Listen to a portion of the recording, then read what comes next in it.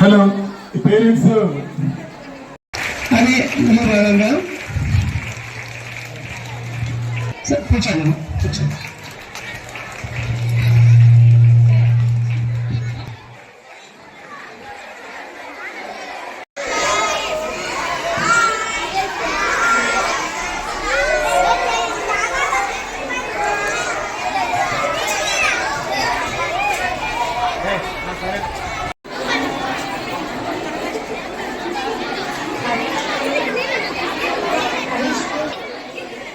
మరి ఇక్కడ ఉండే ఉపాధ్యాయులందరికీ, ఇక్కడ ఉన్న తల్లిదండ్రులందరికీ కూడా నా నమస్కారాలండి. ఇక్కడ ఉన్న విద్యార్థులందరికీ అర్పించేవారు కదా, వాళ్ళందరికీ నా ఆశీర్వాదాలు. శరణం దేవా పాహి ప్రభో శరణం దేవా గురుదేవా శరణం దేవా పాహి ప్రభో శరణం దేవా సుందర రూప శివ సాయి దేవా సుందర రూప శివ సాయి దేవా శరణం శరణం సద్గురుదేవా శరణం శరణం సద్గురుదేవా. మా దేశంలో ఎప్పుడు అన్నపూర్ణేశ్వరం ఉండదు. చిన్నప్పటి నుంచి ఇవన్నీ తెలియాలి మనకు.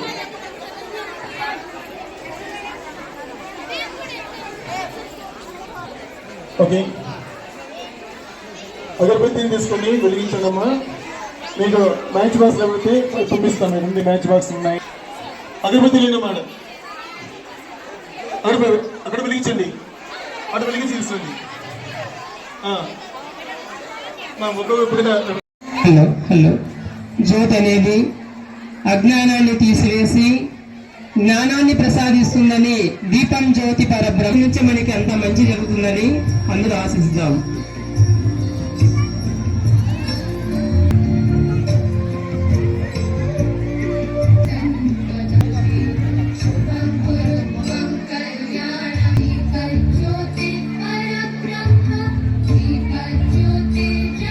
వాళ్ళలో కాంతి నింపాలని ఆశిస్తూ మీరు జ్యోతి ప్రజ్వలన కార్యక్రమం ప్రారంభిస్తున్నారు.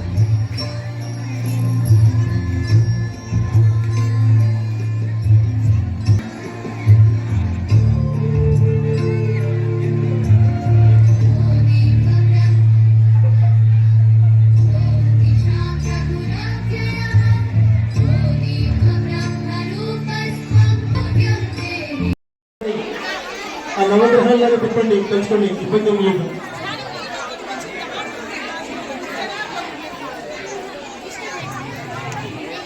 ఒక 3 సార్లు ఎత్తుగా కొట్టండమ్మా. కింద వేడిగా కొట్టండి. 3 సార్లు కొట్టండమ్మా. అది ఎత్తుగా అది కొట్టండి, కొట్టి తెలుసుకోండి. ఓకే, అది అయిపోయిన తర్వాత ఇప్పుడు మదర్ క్షమించమ్మా, మేము మిమ్మల్ని రిపీట్ చేయము, మిమ్మల్ని ఎదిరించము.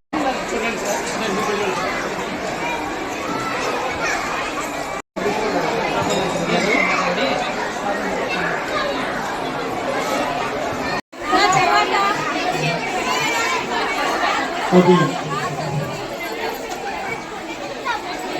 కుమారస్వామి మీరు ప్రతిభ జమాపరుస్తారో మన స్కూల్ మన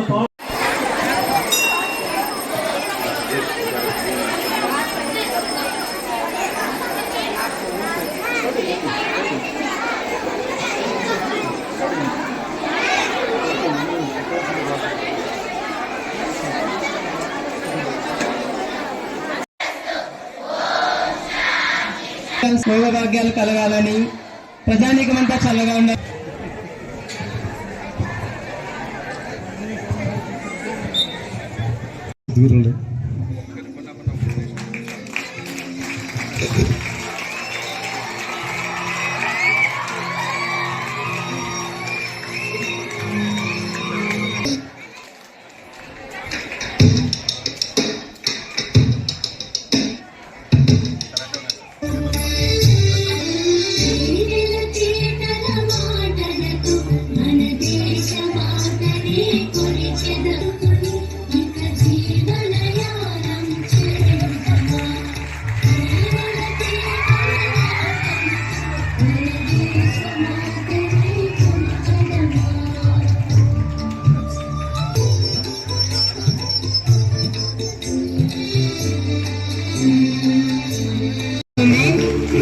ఇచ్చినటువంటి విజ్ఞానానికి జ్ఞానానికి ప్రతిరూపంగా సన్మానంగా అందరూ క్లాస్ పడాలని కోరుతున్నాం.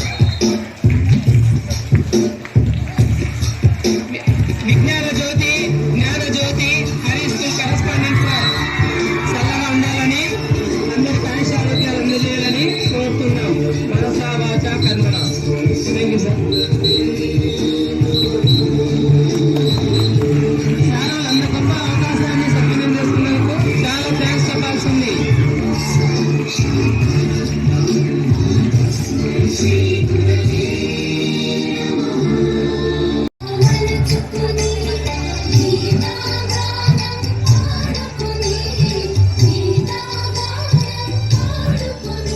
గారు హిందీ డిపార్ట్మెంట్ ఆశా మేడం గారు హై స్కూల్ తరఫున సన్మాన కార్యక్రమాన్ని చేయబోతున్నారు. అందులో సార్ క్లాస్ పడాల్సిందిగా కోరుతున్నాం.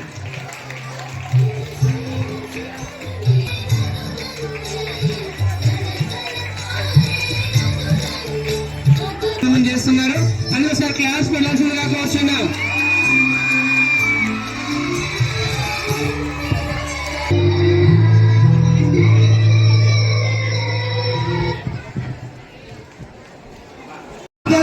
పేరెంట్స్ మాత్రమే విద్యార్థులు కూర్చోండి.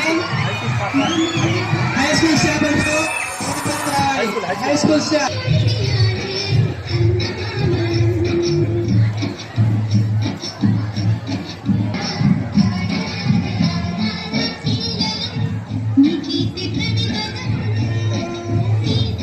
తల్లికి వందనం కార్యక్రమం. అలాగే ఈ తల్లికి వందనం కార్యక్రమంలో అమ్మ మెగా పేరెంట్ టీచర్ మీటింగ్. ఎందుకంటే మీరు మీ పిల్లల భవిష్యత్తు గురించి తెలుసుకోవాలంటే సంవత్సరానికి ఒకసారి ఇలాంటి ప్రోగ్రాములు పెట్టేసేసి మీ పిల్లలు ఎలా చదువుతున్నారు, టీచర్స్ ఎలా చదువుతున్నారు, సో అలాగే తల్లిదండ్రులకు గౌరవం ఎలా పెంపొందించుకోవాలి, 10 మందికి ఇలా కలిస్తే కదా మన పిల్లలు ఏం చేస్తున్నారు. అట్లీస్ట్ ఈరోజు మీకు నేను అక్కడ చూశాను, తల్లిదండ్రులకు పాదాలు కడిగించడం కానీ ఇంకోటి కానీ చేయడం అనేది మన ప్రభుత్వ హయాంలో ఇలాగ నిర్వహించడం అనేది నాకు తెలిసి కొత్తగా ఇలాంటి స్కీములు పెట్టి 10 మంది ఇంటరాక్షన్ అంటే వారితో లైజనింగ్ మెయింటైన్ చేస్తూ మన పిల్లలు ఎలా ఉన్నారు. ఎందుకంటే టీచర్స్కి పేరెంట్స్కి మధ్య అనుసంధానం చేయడమే గవర్నమెంట్ వారి ముఖ్య ఉద్దేశము. అందరూ కూడా వాళ్ళు బాగా చదువుకోవాలని తల్లికి వందనం అనే కార్యక్రమాన్ని తీసుకొచ్చి మీకందరికి కూడా పిల్లలందరూ చదువుకోవాలి, ఎవరు కూడా చదువుకోకుండా ఉండకూడదు, ఇల్లిటరేట్స్ అనేది ఉండకూడదు, అందరూ కూడా బాగా చదువుకొని భవిష్యత్తులో ముందుకు రావాలని మన ఆనరబుల్ సీఎం గారు ఒక మంచి కార్యక్రమాన్ని ప్రారంభించి ఇవాళ కొత్త చెరువుకి వచ్చి సారు 10 మందికి తోటి ఇంటరాక్షన్ తోటి ఎలా తెలుసుకునే ముఖ్య విషయాలను కూడా మీరు మననం చేసుకుంటూ ఈ కార్యక్రమాన్ని ఇంత బాగా జరగాలని మన స్కూల్ యాజమాన్యం కూడా ముందుండి ప్రభుత్వ కార్యక్రమాన్ని నిర్వహిస్తూ దిగ్విజయం చేస్తున్నారు. అందరికీ కూడా ధన్యవాదాలు తెలియజేసుకుంటున్నాం. ఈ కార్లు ఇట్లాంటి సోఫిస్టికేటెడ్ వెహికల్స్ లో ఎయిర్ బ్యాగ్స్ ఓపెన్ అవ్వడం వల్ల అసలు నీకు ఇంత కూడా గాయం కాకుండా ప్రమాదం లేకుండా బయటపడే ఆస్కారం ఉంటుంది. కాబట్టి సీట్ బెల్ట్ అనేది చాలా జాగ్రత్తగా వేసుకోవాలి. అలాగే ఈ స్టాటిస్టిక్స్ లో 18 సంవత్సరాల నుంచి 45 సంవత్సరాల వయసు ఉన్న వ్యక్తులు 64% యాక్సిడెంట్ లో ఇన్వాల్వ్ అవుతున్నారు. ఎందుకంటే ఇదే గురు పూజోత్సవం రోజు మనం అనుకుంటాం, గురువు చెప్పింది వినాలా, బాగా చదువుకోవాలి, మనము అలాగే మనం చేస్తున్న పని ఏమి అది మంచిదా కాదా అనేది ఆలోచించి చేయాల్సిన బాధ్యత మనం గుర్తు చేసుకోవడం అనే దానికే ఇక్కడ గురు పూజోత్సవం. అలాంటి గుర్తు పెట్టుకోకుండా క్షణిక వేషంలో ఆలోచన రాహిత్యంతో స్పీడ్గా తోలడం, హెల్మెట్ ధరించకపోవడం లేదా సీట్ బెల్ట్ వేసుకోకపోవడం, సో ఇవన్నీ ఇండిసిప్లైన్ ఫెలోస్ అంటారు. కాబట్టి మనము ఏదైతే మనం చదువుకున్నామో నేర్చుకున్నామో వాటిని పాటిస్తే మనం జీవితాంతం మనం ఇక్కడే ఉండొచ్చు. అలాగే పేరెంట్స్ ఏం చేస్తారంటే 10th లో 100కు 100 వచ్చినాయి మా వాడికి ఏదన్నా కొని ఇవ్వాలా, వాడికి మంచి భోజనం పెట్టండి, మీకు కావాలని షూట్ ఇచ్చుకోండి, వాడికి ఒక మంచి షూట్ ఇచ్చండి, అంతేగాని ఒక మోటార్ సైకిల్ ఇచ్చి దాని గురించి తెలియకుండా వాడికి స్పీడ్గా వెళ్ళడం, డ్రైవింగ్ రాదు, ఆ వయసుకు లైసెన్స్ తీసుకునే అర్హత కూడా ఉండదు, బాగా రోడ్డు మీద వదిలేస్తే అతను వెళ్ళడం ఆ పిల్లోడు ఇంకో ఫ్రెండ్ని తీసుకెళ్ళడం, ఇద్దరు పోవడం స్పీడ్గా, తెలియకుండా రోడ్ సైన్స్ తెలియదు, రోడ్డు మీద ఎలా ఉండాలో తెలియదు, డిసిప్లిన్ డ్రైవింగ్ తెలియదు, జిగ్జాగ్ డ్రైవింగ్ చేయడం, క్రిస్ క్రాస్ డ్రైవింగ్ చేయడం, ఇవన్నీ చేసి కింద పడి తల పగలడము, చెయ్యో కాలు విరుక్కోవడం. చెయ్యో కాలు విరిగితే ఒక 2-3 నెలలు ఇంటికాడ ఉండేసేసి డాక్టర్ల సలహా మేరకు మళ్ళా స్కూల్కి రావచ్చు, చదువుకోవచ్చు, మళ్ళీ ఎగ్జామ్లో పాస్ అవ్వచ్చు. కానీ ఇందాక చెప్పాము బామర్ది తల పగిలి 2 నెలలైనా ఇంకా ఏమి తెలుసుకోలేకపోతే అటువంటి పరిస్థితి మీకు ఎదురైతే మీరు పిల్లల్ని చూసుకుంటూ ఉంటారా? మీ భవిష్యత్తు ఇంకొక పిల్లలు ఉంటారు, వాళ్ళ గురించి ఆలోచిస్తారు. సో ఇవన్నీ కూడా ముందు మనం ఏం చేస్తున్నాం అనేది ఆలోచించి చేస్తే అంతకంటే మంచి ప్రపోజల్స్, మంచి ప్రమాదరహిత సూచనలు అనేవి ఉండవు అన్నమాట. కాబట్టి తల్లిదండ్రులకు ముఖ్యంగా చెప్పేది ఏమంటే, పిల్లలకు వయసు నిండిన వారికి కానీ, వారు అడిగినారని కానీ, ఇంట్లో అలిగి కూర్చొని భోజేయకుండా మీ మీద సీరియస్గా ఉన్నారని కానీ దయచేసి వాళ్ళ చేతికి వాహనాలు ఇవ్వద్దండి. మీరు వాళ్ళని నరక కూపంలోకి పంపించినట్టు. కాబట్టి ఎటువంటి పరిస్థితుల్లోనూ తెలియని అంటే అనుభవం లేని పిల్లవాళ్ళకి ఎటువంటి పరిస్థితుల్లోనూ డ్రైవింగ్ చేయగలరు. అలాగే పిల్లలు కూడా మీ తల్లిదండ్రులు ఏదైనా వాహనం తీసుకునేటప్పుడు మనం చూస్తూ ఉంటాం, ఒక సెల్ ఫోన్ తీసుకుంటాం. సెల్ ఫోన్ అనేది 1 లక్ష రూపాయలు ఉంటుంది, 2 లక్షలు ఉంటుంది.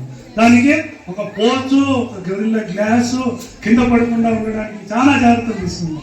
ఆఫ్టర్ ఆల్ ఒక సెల్ ఫోన్కి మీరు అంత జాగ్రత్తలు తీసుకుంటే మీ తల, మీ మైండ్, మీ బ్రెయిన్, మీ ఆలోచన శక్తి మీకే తెలియదు. ఇప్పుడు మీరు పెద్దవే కొద్దీ ఇలా డాక్టర్లు కావచ్చు, ఇలా స్కూల్ యాజమాన్యం కావచ్చు, వాళ్ళ ఆఫీసర్లు కావచ్చు, 10 మంది ముందుకు వచ్చే సలహాలు ఇచ్చే అధికారులు కావచ్చు, అలాంటి వాళ్ళు లేదా పొలిటీషియను లేదా ఏదో ఒకటి సమాజ సేవకులు అవ్వడానికి ఛాన్స్ ఉంటుంది. కాబట్టి మీ నాలెడ్జ్ మీకు తెలియదు, ఎదిగే కొద్దీ మీరు నేర్చుకునే అలవాట్లను బట్టి, మీ డిసిప్లిన్ బట్టి, మీ గురువులను ఏం చేస్తున్నారు వాళ్ళు చెప్పే సూచనలు పాటిస్తూ కూడా మీరందరూ కూడా దేశ భవిష్యత్తుకు మీరు పునాదులు. కాబట్టి మీరు కూడా మీ తల్లిదండ్రులు ఏదైనా మోటార్ సైకిల్ కానీ, కారు కానీ తీసుకున్నప్పుడు డాడీ మీరు బండి తీసుకున్నప్పుడు హెల్మెట్ వేసుకోండి. ఎందుకంటే మిమ్మల్ని మీ కుటుంబ భారాన్ని పోసేది పెద్ద ఆయనే. కాబట్టి ఏదైనా జరిగితే ఒక కుటుంబం రోజున పడుతుంది. కాబట్టి మీరు కూడా తల్లిదండ్రులకు సూచనలు ఇవ్వాలి. అలాగే నాకు ఈ గుర్తొచ్చేది ఏమంటే, చదువుకున్నది మెమరీ చేసుకోవడం చాలా ఇంపార్టెంట్. హెల్మెట్ మీరు చెప్తున్నాం కదా, మీకు ఇచ్చే సూచనలు మీ తల్లిదండ్రులకు చెప్పి హెల్మెట్ వేసుకోవాలి. మోటార్ సైకిల్ వాళ్ళు, కారు వాళ్ళు విధిగా సీట్ బెల్ట్ ధరించాలి. స్పీడ్ పోకూడదు, speed thrills but it kills. అలాగే మనం మందు తాగి డ్రైవింగ్ చేయొచ్చా? మందు తాగితే మన కంట్రోల్లో మనమే ఉన్నాం. కాబట్టి ఇంకా బండిని కంట్రోల్ చేస్తాం. మీరు అటువంటి పరిస్థితులు ఎవరైనా డ్రైవర్ని చూసినప్పుడు కానీ, ఎవరైనా వాహనం నడిపే వాళ్ళు ఎవరైనా ఉంటే కూడా దయచేసి అలాంటి వెహికల్స్ ఎక్కచ్చు. వాళ్ళకి సలహాలు ఇవ్వండి, బండి పక్కన పెట్టుకొని తగిన విశ్రాంతి తీసుకున్నాకనే బండి తోలాలని చెప్పాలి. అలాగే నాకెందుకులే, వెనకాల అతను కూర్చున్నాడు కదా, చెప్పలేదులే నాకెందుకు వచ్చింది అని మీరు ప్రయాణించేందులో అనుకోకుండా మీరు ప్రమాదాల బారిన పడడము, యాక్సిడెంట్ అనేది తెలియకుండా జరగడం సంఘటన. కాబట్టి తెలిసి జరిగితే మనం అలాంటి దానిలో మనం వెళ్ళాం. కానీ అనుకోకుండా జరిగే సంఘటన కాబట్టి ప్రమాదాలు మనము ఎటువంటి పరిస్థితులను ఇన్వైట్ చేయరాదు. కాబట్టి అందరూ కూడా మేము ఇచ్చే సూచనలు, జాగ్రత్తలు పాటించండి. రోడ్డు మీద స్పీడ్ పోతుంది. అలాగే ఈ గురు పూజోత్సవం రోజు గురువు ఏం చెప్పేది వాళ్ళు రోజు చెప్తా ఉంటారు, road safety, road safety, road safety. ఎందుకంటే రోడ్ క్రాస్ చేసినప్పుడు కానీ, బస్సు ఎక్కేటప్పుడు కానీ, బస్సు ఎక్కేటప్పుడు ఎప్పుడు కూడా మనం స్టెప్స్ వైపు చూస్తూ ఎక్కాలి. కానీ పరిగెత్తుకుంటూ ఎక్కడము, దిగేటప్పుడు బండి ఏ డైరెక్షన్లో పోతా ఉందో ఆ డైరెక్షన్లోనే బండి ఆపినప్పుడు దిగాలి. కానీ రివర్స్ డైరెక్షన్లో దిగడం వల్ల ఏమైందంటే ఆ ఫోర్స్కి వెనకాల పడే ఛాన్స్ ఉంటుంది. కాబట్టి తనకు ఇమ్మీడియట్గా గాయం అవుతుంది. కాబట్టి చాలా ఇబ్బందులు పాలవుతారు వాళ్ళ హెల్త్ పరంగా. అందువల్ల డ్రైవర్లు ఎక్కించేటప్పుడు కానీ, దిగేటప్పుడు కానీ వాళ్ళు జాగ్రత్తలు చెప్తా ఉంటారు. కాలానికి తల్లిదండ్రులకు ఒకటే నేను చెప్తున్నాను, మాకు ఈ వయసు వచ్చినా కూడా ఇంత బాగా ఆరోగ్యంగా ఉన్నాము, ఏ బీపీ షుగర్ లేకుండా అంటే కారణం ఏదో మేము పెద్ద తోపు, మా బాడీ లేదు, పెద్ద స్ట్రాంగ్ కాదండి. మా అమ్మ నాన్న పెంపకము, వాళ్ళు ఇచ్చిన ఫుడ్. మీరు స్కూల్ పంపించే ముందు ఎంతమంది పొద్దున్నే మంచి ఫుడ్ పెట్టి పంపిస్తారు పిల్లలు. మీ పిల్లడు క్లాస్లో టాపర్ రావాలా, వాడు ఎప్పుడు టాపర్ రావాలా, ర్యాంకులో పైన ఉండాలా. ఎట్లా వస్తాడండి పొద్దున్నే టిఫిన్? మీరు టిఫిన్ బాగా పెడుతున్నారా? ఒక ఇడ్లీ అంతే కదా, ఒక దోశ. నాకు హాస్పిటల్కి వచ్చే తల్లిదండ్రులు అడిగే 3 క్వశ్చన్లు. సార్ ఎప్పుడు మీ హాస్పిటల్కి వస్తాడు సార్? ఏం సార్ మా పిల్లలకి ఎప్పుడు రోగాలు వస్తాయి? ఒకటి. రెండోది మా పిల్లోడు ఏమీ తిండి సార్. ఎందుకు ఇంతకుముందు లేవే? ఇంతకుముందు మేము ఎప్పుడైనా మేము ఇక్కడ ఉండాలి, ఎవరైనా హాస్పిటల్కి వెళ్ళారు సార్ చిన్నప్పుడు? ఇంత అన్యాయంగా మేము పోలేదు హాస్పిటల్. కారణం ఎక్కడ ఉంది? డాక్టర్లకు డబ్బులు ఎక్కువ రాలని మీరు హాస్పిటల్ పోతున్నారా? ఎందుకు? ఏం జరుగుతుంది? ఎక్కడ లోపం వస్తుంది? మనం తినే ఆహారం. స్కూల్కు పోవాలని పొద్దున్నే మీరు చేసే ఫస్ట్ ప్రోగ్రామ్ ఏం తెలిసినా పిల్లలు చెడగొట్టేది, ఆ స్కూల్కి పోతే ఒక చిన్న కుర్కురే ప్యాకెట్, లేస్ ప్యాకెట్ తీస్తాను. మీరు స్కూల్కి పంపుతారా చెడగొడుతున్నారా? ఈడుంటే తల్లిదండ్రులు దాదాపు అందరూ అదే చేస్తుంటారు. వాడు స్కూల్కి పోతే ఒక బిస్కెట్, ఒక చాక్లెట్, ఒక కుర్కురే, ఓ లేస్ ప్యాకెట్. పొద్దున్న అందరు బ్యాగులు చెక్ చేసి అందరూ ఉంటాయి. లేకపోతే పొద్దున్న కాలం చెక్ చేసుకోండి సార్, అందరూ ఉంటాయి. నెక్స్ట్ తొందరలోనే ఆ ప్రోగ్రామ్ కూడా మేము స్టార్ట్ చేస్తున్నాము. ఇండియా వైడ్ అంతా కూడా పిల్లలకి ప్రతి ఒక్క స్కూల్ని కూడా ఇప్పుడు కదిలో స్టార్ట్ చేస్తున్నాము. నెక్స్ట్ 15వ తేదీ నుండి స్టార్ట్ చేస్తున్నాము. అన్ని స్కూల్స్కి ఇదే ప్రోగ్రామ్. ఏంటంటే పిల్లల్ని స్కూల్ పంపించే ఒకే ఒక కారణం చేత పిల్లల్ని మీరు అలవాటు చేస్తున్నారు. వాళ్ళకి ఒక కురుకురే లేసి ఇవ్వడం వల్ల ఆ రోజంతా ఆ పిల్లోడు ఆ ఫుడ్ ఏం తిండు, మీరు తినే జంక్ ఫుడ్ వల్ల వాడు దానికి అలవాటు పడిపోతాడు. అలవాటు పడిన తర్వాత మీ ఇంట్లో ఫుడ్ తిండు, బయట